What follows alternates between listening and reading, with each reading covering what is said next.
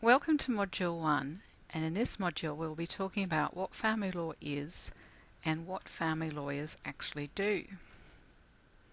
So the aims of this podcast are to introduce you to the key areas that you'll be studying this semester, and to also just to have a general look at the family law system and an overview of the relevant courts and tribunals.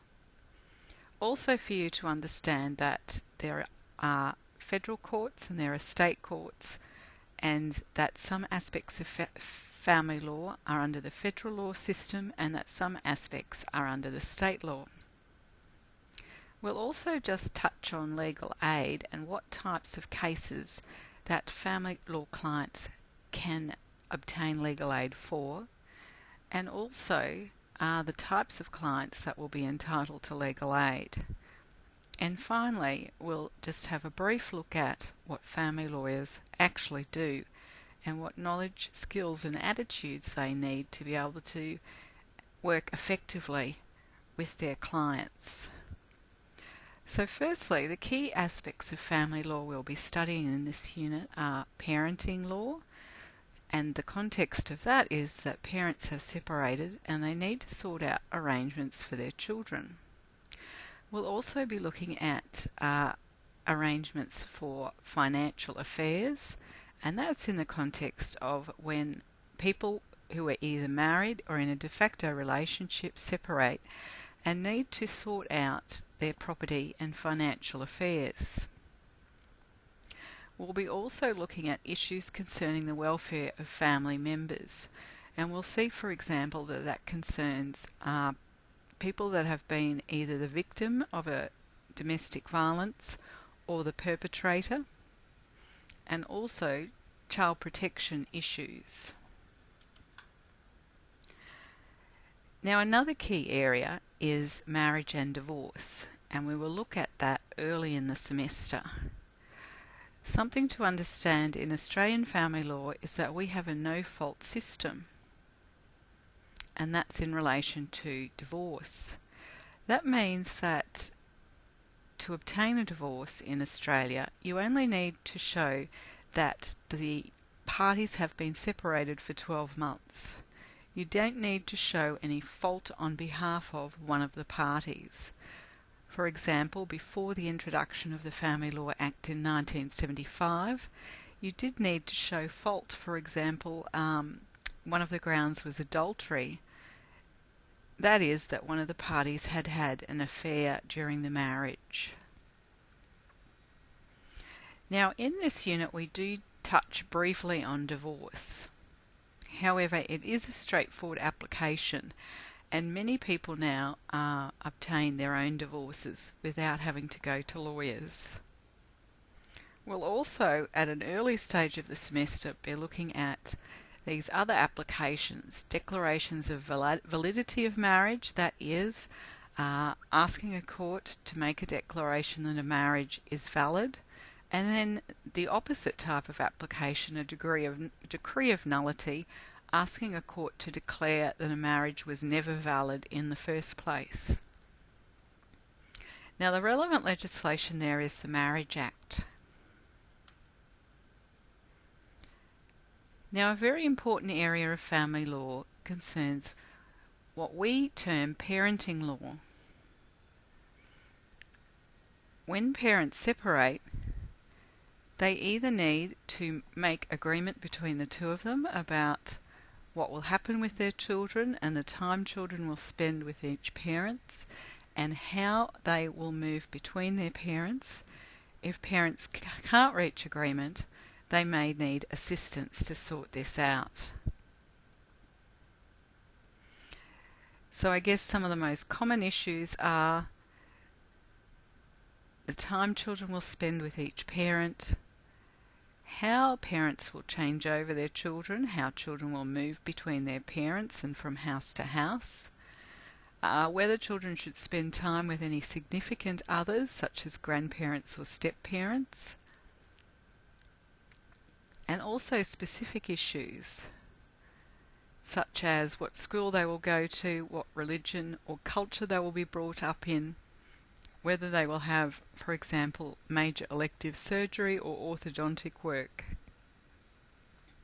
Some parents even argue and cannot reach agreement about a child's name, either a surname or even a Christian name. There has been a recent case where parents could not reach agreement about the Christian name, and we'll have a look at that case. Now, other areas of family law that unfortunately we can't cover in this unit are adoption and surrogacy. They are very interesting areas of family law, but unfortunately we only have a limited period of time, so we have to stick to the key areas of practice. So another major area is financial arrangements. For example, when people who are married or in de facto relationships separate and need to sort out their property, their assets, their debts, and also their superannuation. Assisting clients sorting out their property settlement does take up a major part of family lawyers' time. Another major area in family law is child support.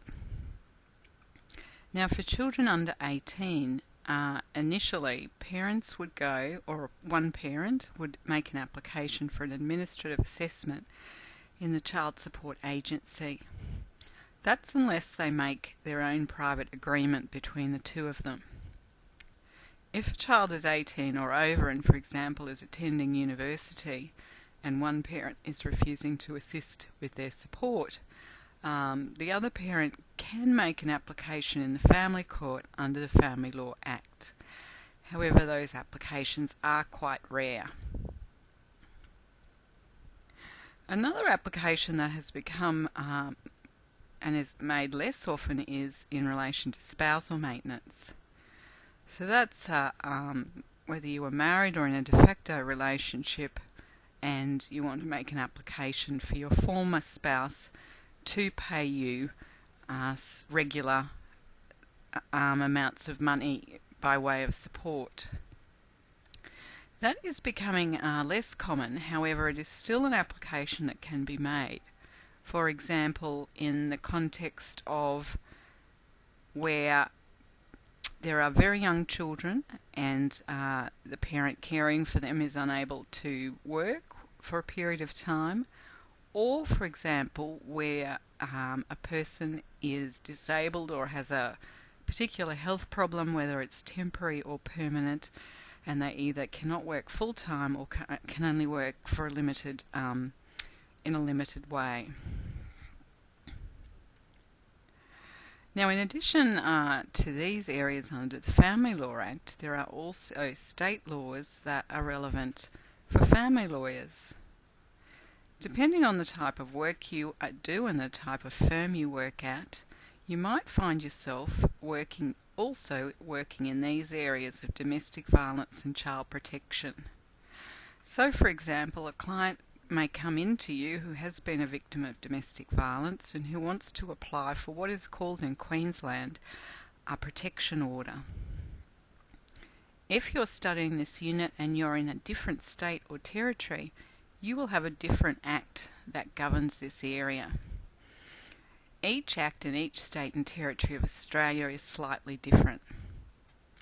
So in our subject we do look at the Queensland legislation. Also in relation to child protection, our Queensland Act is the Child Protection Act. Now, the Child Protection Act deals with matters that go to the Children's Court, and in Queensland the Children's Court is a special court within the Magistrates Court, which again is a state court. Now, this area of law is a bit different because, for example, a parent can't make an application for a child protection order. It's the actual government department, the Queensland Department of Communities, Child Safety and Disability Services, and it's the child safety arm which may make an application for a protection order if it thinks that a child is in need of protection.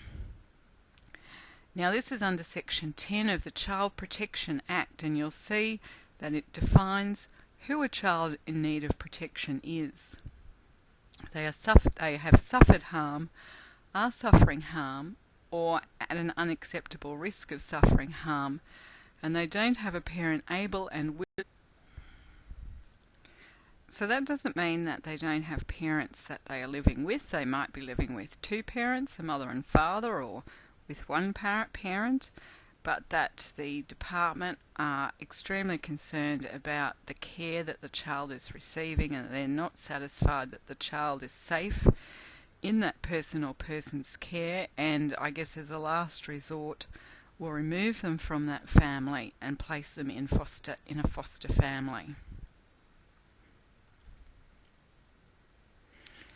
Now, another area that we don't, again unfortunately, have time to look at in this subject are called special medical procedures, and I've just put some examples on that slide of the type of applications that fall under this area. And there has, I guess, for example, recently been an application to the family court for a young person to have permission to have a sex change operation, or also now called a gender reassignment.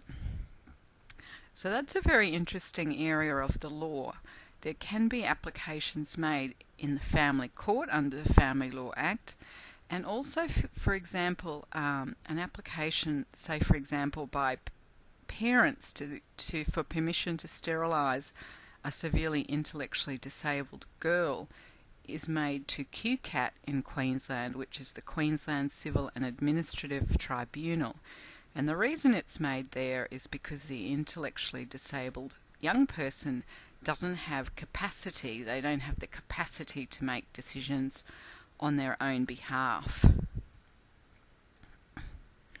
Now, as I said, we are dealing with both federal and state laws, and I just wanted to make that a bit clearer for you. So I've divided up the different areas of law that we've just talked about under the heading of federal and state. And I guess you just need to know the relevant piece of legislation and also the relevant court that you would need to go into to make your application for your client.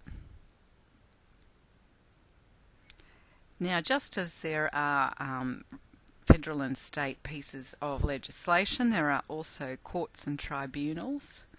Most family court cases go to the Federal Circuit Court of Australia. So it hears cases, for example, in relation to children, parenting cases, sorting out property between separating couples, also for child maintenance and spousal maintenance.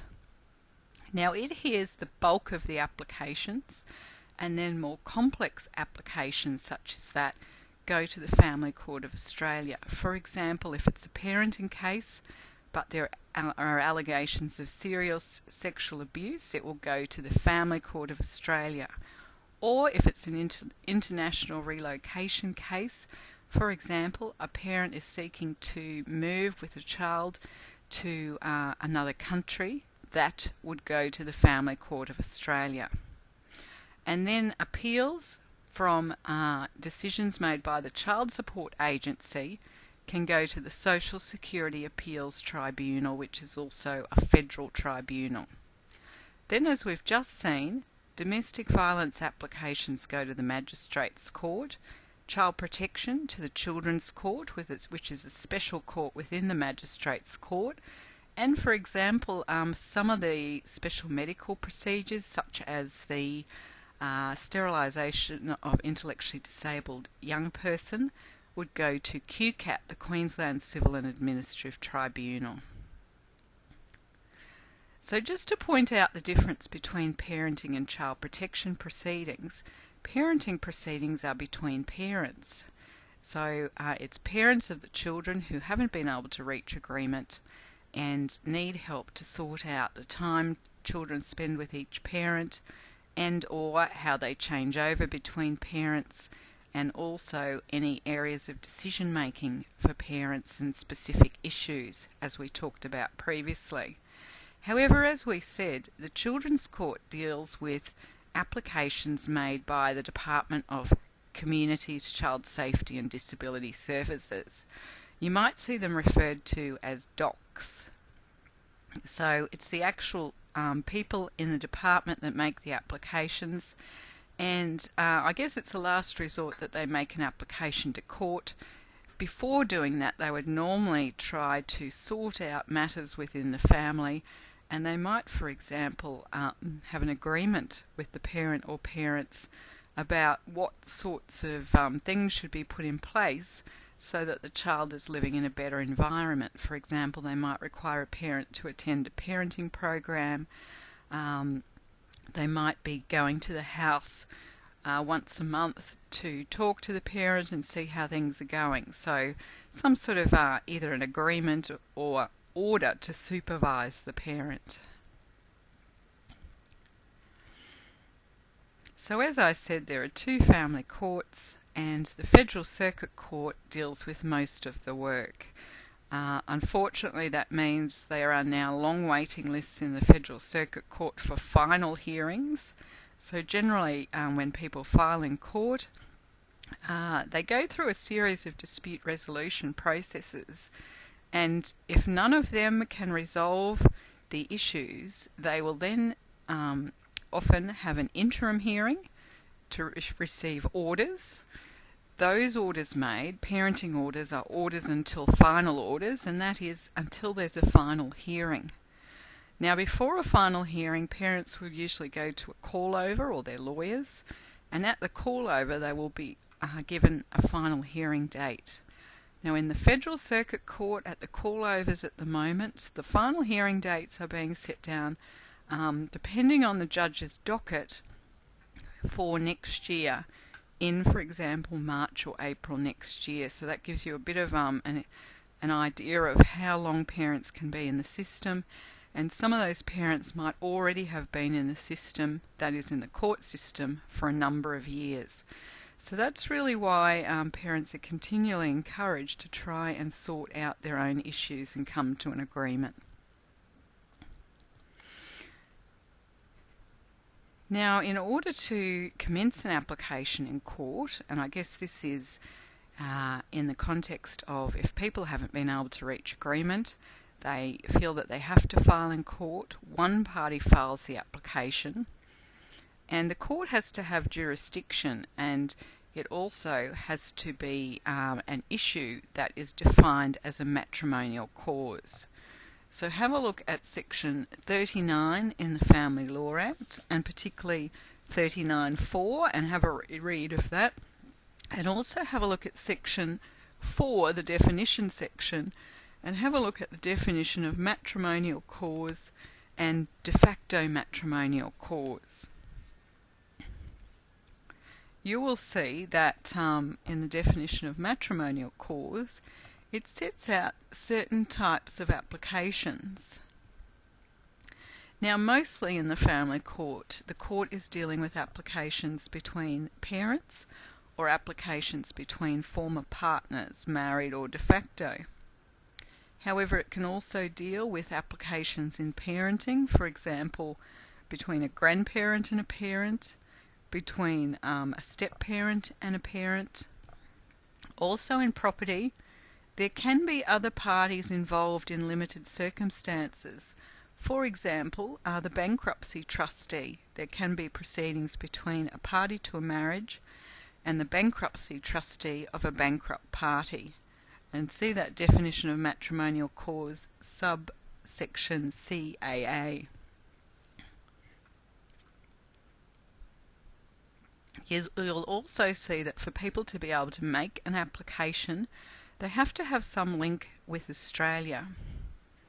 And for example, in a parenting case, this can also include whether the child or children have the relevant link. And we will talk about this in more detail when we look at the different areas of law. But for example, you'll see section 39(4) says that an application can be filed in court if one of the parties is an Australian citizen, ordinarily resident in Australia, or is present in Australia at the relevant date. The relevant date being the date on which the application is filed in court or otherwise made. And another way that an application can be made is an oral application made while you're actually appearing in court. That is, say a lawyer or a party can ask the court to make an application while they're in court.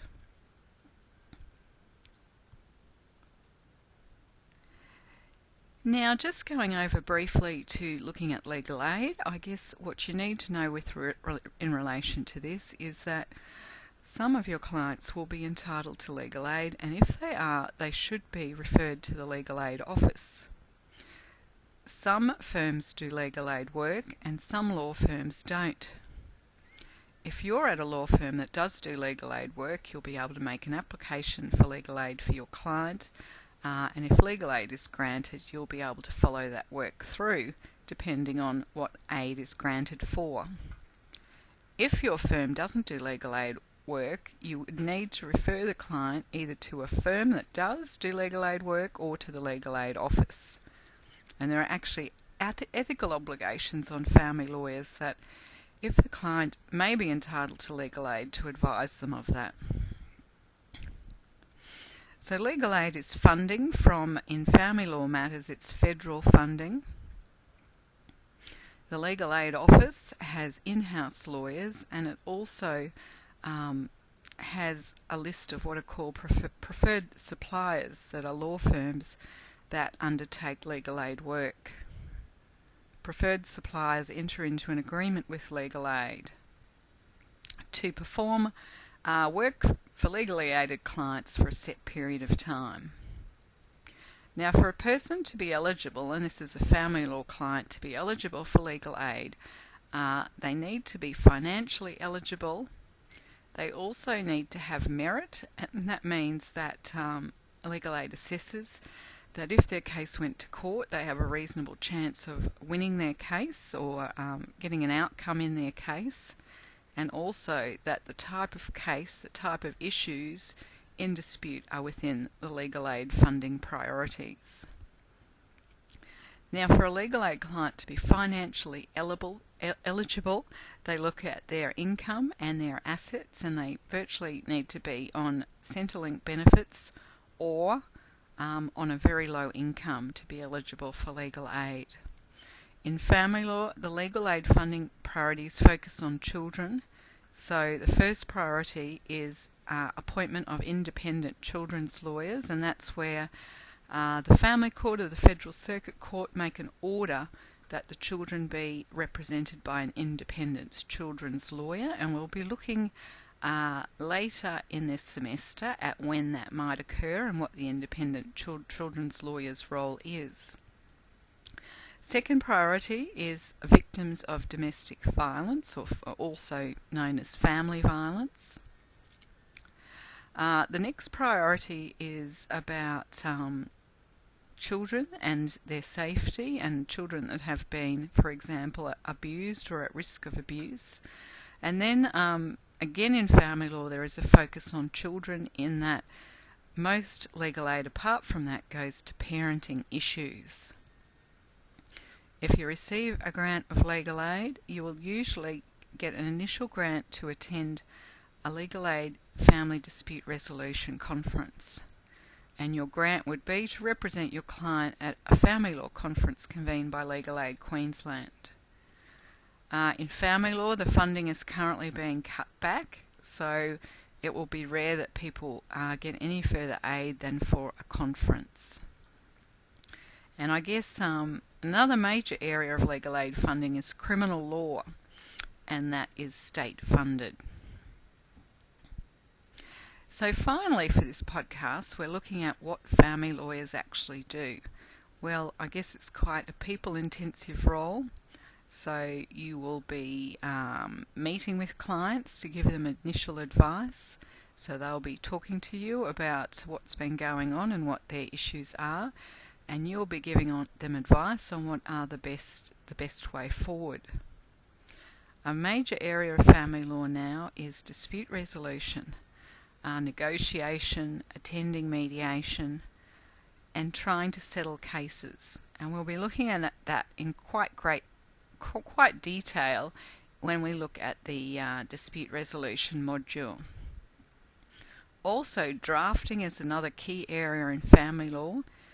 If you reach agreement, you will need to be able to draft a variety of different types of orders and agreements, consent orders, parenting plans, financial agreements. For example, we call a prenuptial agreement a financial agreement in Australia, child support agreements. And although the focus is on dispute resolution and trying to settle cases, you still need to go to court when matters can't be resolved. So there is a lot of advocacy involved in family law, even if your focus, which it should be, is on resolving disputes, and you would need to attend at the Federal Circuit Court, the Family Court, and also possibly at the Magistrates Court for domestic violence applications, and the Children's Court possibly for child protection. And then lastly, on that last slide, we've just got an idea of what knowledge, skills and attitudes do you need to become an effective family lawyer. Well, you obviously need knowledge of the law, and then you need knowledge of court procedure, which is set out in the Family Court Rules and the Federal Circuit Court Rules. You need to be able to identify issues, which I guess is a factor in all areas of law. And there are other sorts of issues apart from family law issues that might come up in practice. For example, if you're working out what property settlement might be best for your client, you need to take into account taxation issues, particularly capital gains tax if they are looking at properties and when the property should be sold. Also succession matters, giving people advice that once they separate they might like to make a new will, because their current will makes set out that everything goes to their partner. Also referrals. For example, you might need to refer people to counselling or Centrelink. Managing conflict and people that are very emotional, because often in family law it might be the first time anyone's ever had to go to see a lawyer, the first time that client might ever have gone to court. And also ethics. And there is now ethical guidelines set out by the Family Law Council and Family Law section of Australia, and you can have a look at those guidelines at that link. So thank you for listening to this podcast. I hope that's given you a bit of an introduction to what we'll be looking at this semester.